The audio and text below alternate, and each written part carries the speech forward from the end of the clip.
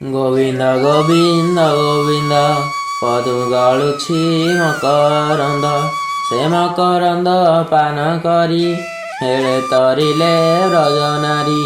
ସେ ବ୍ରଜନାରୀଙ୍କ ପୟରେ ମନମ ଥାଉ ନିରନ୍ତରେ। ମନମ ନିରନ୍ତରେ ଥାଉ ହା କୃଷ୍ଣ ବୋଲି ଯିବ ଯାଉ। ହା କୃଷ୍ଣ ବୋଲି ଯାଉ ଯିବ ମୋତେ ଉଦ୍ଧାର ରାଧା ଦବ। ଶ୍ରୀମଦ୍ ଭାଗବତ ଗୀତା ଏକାଦଶ ସ୍କନ୍ଧ ତ୍ରୟୋଦଶ ଅଧ୍ୟାୟ। ଶ୍ରୀ ଭଗବାନ ଉବାଚ କୃଷ୍ଣ କହନ୍ତି ତୋଷ ଚିତେ ଶୁଣ ଉଦ୍ଧବ କହୁଁ ତୋତେ। ଯେ ଧର୍ମ ସଂଖ୍ୟା କର୍ମ ଯୋଗେ ମୁହିଁ କହିବି ବ୍ରହ୍ମ ଭାଗେ। ବେଦ ପଠନ ତପ ଯୋଗ ପୁଣ୍ୟ ସମୂହ ବୈରାଗ୍ୟ। ଏ ଆଦି ନାନା ପୁଣ୍ୟମାନ ବିପୁଳ ଘର ଜଳଦାନ।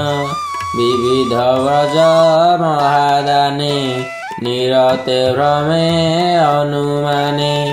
ଧନ ବୀରରେ ଯଜ୍ଞ କରେ ତୀର୍ଥ ଗମନ ନିରନ୍ତରେ। ନାନା ଉପାୟ ପଥ ହେରି ମୋତେ ନ ପାରେ ବଶ କରି। ଏ ଜୀବ ସାଧୁ ସଙ୍ଗ ବିନୁ ଲଭି ନ ପାରେ ମୋର ତନୁ। ସର୍ବ କୁସଙ୍ଗ ଦୋଷ ହରେ ଯେ ନିତ୍ୟ ସାଧୁ ସଙ୍ଗ କରେ। ଯେ ହବା ପତିତ ପାମର ଶସ୍ତ୍ରଙ୍ଗେତରେ ଭବ ଘୋର। ଦୈତ୍ୟ ଦାନବ ଖଗ ମୃଗ ସାଧୁ ସଙ୍ଗତେ ମୁଖ୍ୟ ଯୋଗ। ଦୈତ୍ୟ ଦାନବ ଖଗ ମୃଗ ସାଧୁ ସଙ୍ଗତେ ମୁଖ୍ୟ ଯୋଗ। ସିଦ୍ଧି ଚାରଣ ବିଦ୍ୟାଧର ଯକ୍ଷା ଗନ୍ଧର୍ବ ଯେ କିନ୍ନର। ତ୍ରିଶୂଦ୍ର ପତିତ ଚଣ୍ଡାଳେ ତରିଲେ ସାଧୁ ସଙ୍ଗ ମେଳେ। ଉଦ୍ଧବ କହୁଁ ତୋ ଅଗ୍ରତେ ଶସ୍ତ୍ରାଙ୍ଗେ ତରି ଗଲେ ଯେତେ। ଯଜ୍ଞ କାମିନୀ ବ୍ରଜ ନାରୀ ଏ ସାଧୁ ସଙ୍ଗେ ଗଲେ ତରି। ସ୍ୱଭାବେ ନାରୀ ଜନ୍ମବନ୍ତି ବେଦ ପୁରାଣ ନ ପଢ଼ନ୍ତି। ମହତ ନ କରନ୍ତି ସେବା ସେ ନ ପୂଜନ୍ତି ଅନ୍ୟ ଦେବା। କେବଳ ସାଧୁ ସଙ୍ଗ ଫଳେ ମୋତେ ପାଇଲେ ଅନ୍ତକାଳେ। ଯାର ପୁରୁଷ ଭାବ ମୋତେ ନିତ୍ୟ ଭଜିଲେ ହୃଦଗତେ। ଏଣୁ ତରିଲେ ବ୍ରଜ ନାରୀ ଆନନ୍ଦେ କହିଲେ ମୁରାରୀ।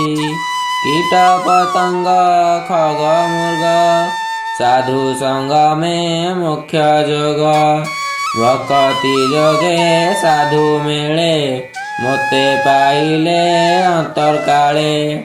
ଯୋଗୀନ୍ଦ୍ର ପଣେ ମୁନିଗଣ ଧ୍ୟାନେ ଚିନ୍ତନ୍ତି ମୋ ଚରଣ। ନ ପାଇ ସଂଖ୍ୟା ଯୋଗ ଫୁଟି ବିବିଧ ବ୍ରତ ଦାନ କୋଟି।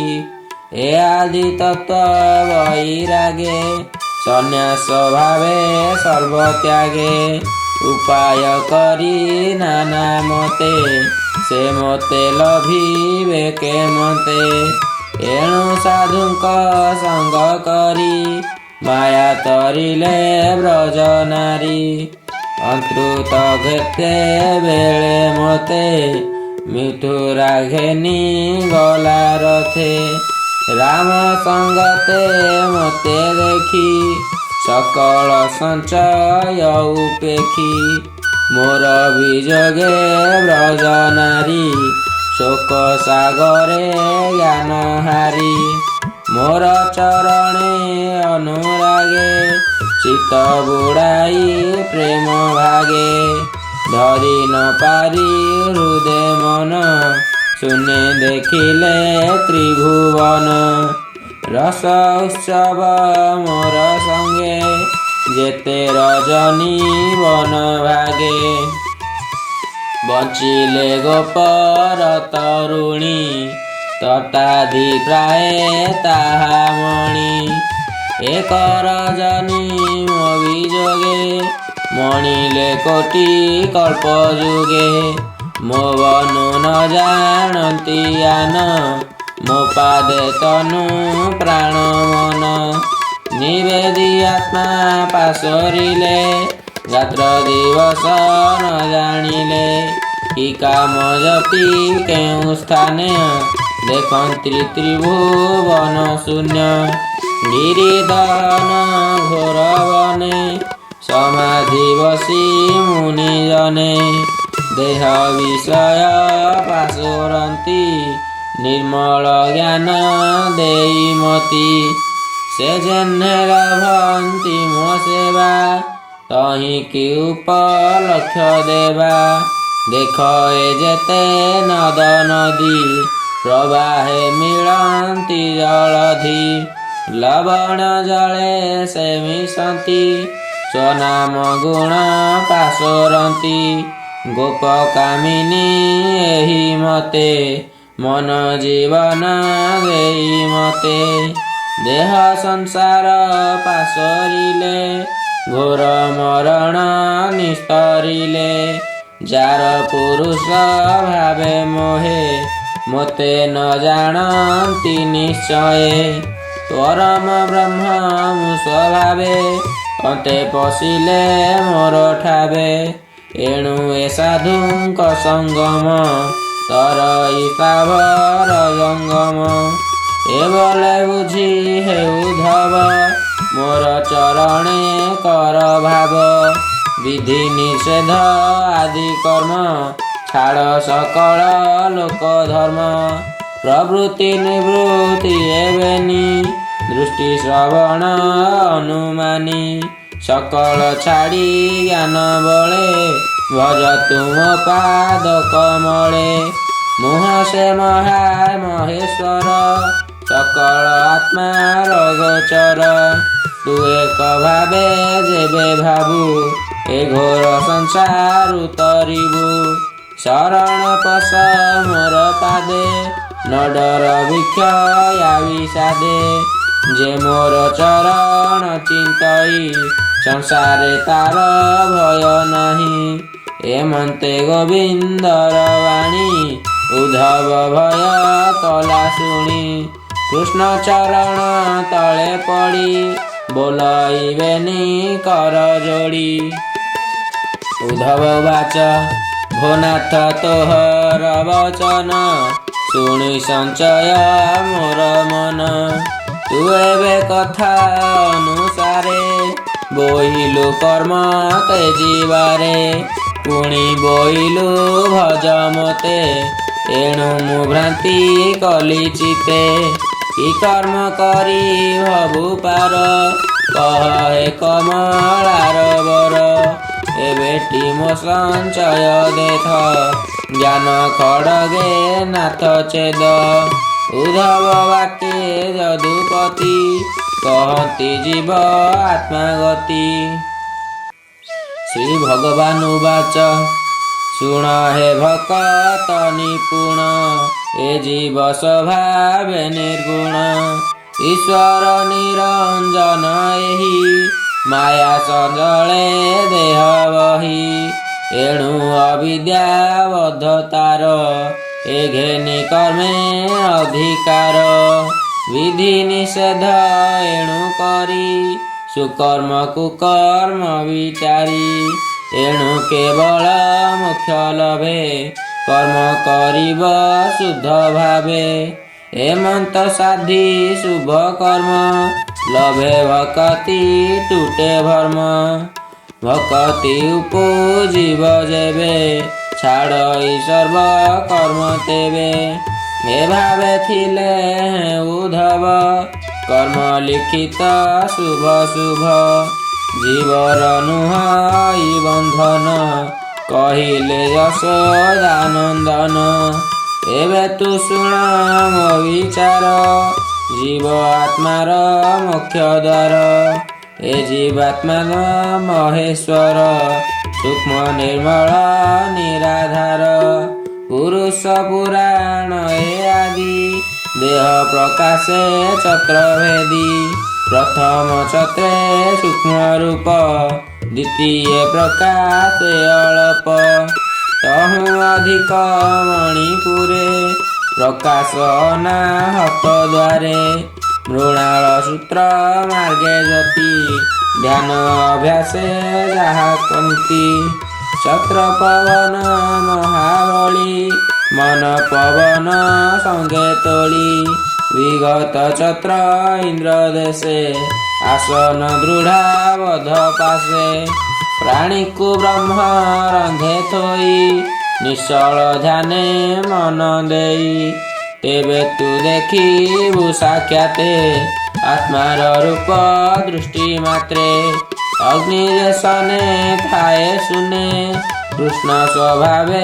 अनुमाने लव शासन घरषण संजोगे उठे अग्निकण जेने समिद्ध देले तही स्वभावे शिखा प्रकाशई पुणी पाइले द्रुतधार जटिल अति विलयार ए रूपे आत्मा सूक्ष्म वाणी देव वचन एहा जानी ए षडचंत्र भेदी स्फोटे शबद द्वादश प्रकाटे ए अनाहत पुरे स्थिति जीव आत्मार तत्वगति उद्धवे कहिले श्रीपति जानू तू एही रूपे चिंती जे नित्य सनातन हरि अनंत शक्ति अछि धरी प्रथमे एक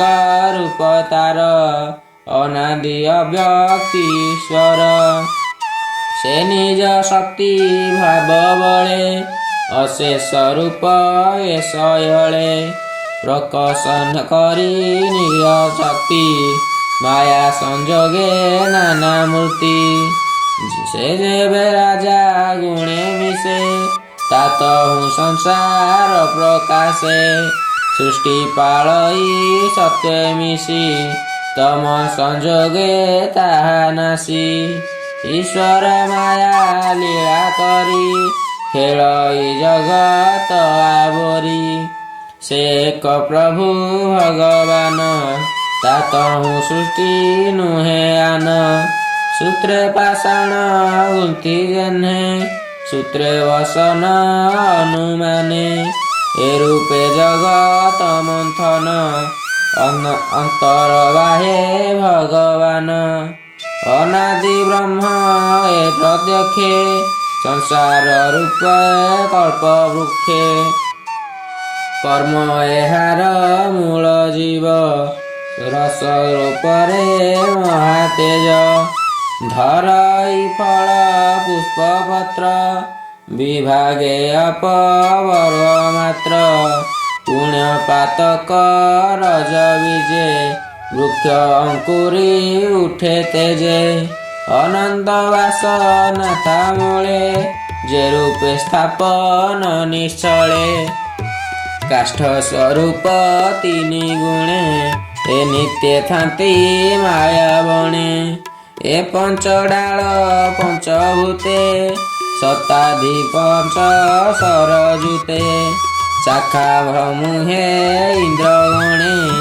ए नित्य थांती माया गणे उपरे बेनी पक्षी नित्य बसंती रक्षा भोग अर्थे वृक्षर मध्य तीनि धातु बसंती बेनी फल हेतु कृष्ण शुक्ल बेनी गल्पे पक्षीए भुंज इता बळे लता पीड़न्ते तनु क्षीण कल्पे पर्यन्ते ता जीवन जावत चंद्र सूर्य दिशे तावत से वृक्ष प्रकाशे एकई पक्षी तार फल भुंजई नित्य महाबल से फल खाई मती भळे निरते पशे नाना घरे जे आर पक्षी ठाई भोके सकल साक्षी रूपे देखे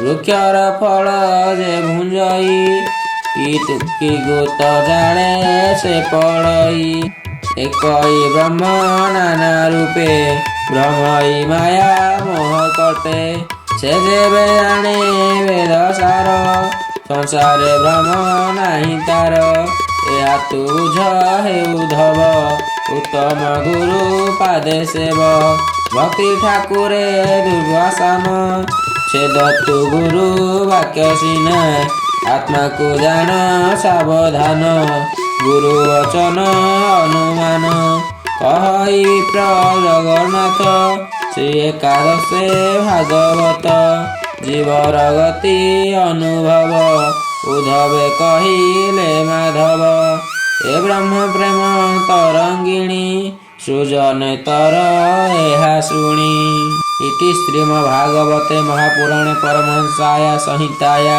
वैशाखिका एकादश स्कंधे श्रीकृष्ण उद्धव संपादे नमः त्रयोदश अध्याय। ओम नमो भगवते वासुदेवाय।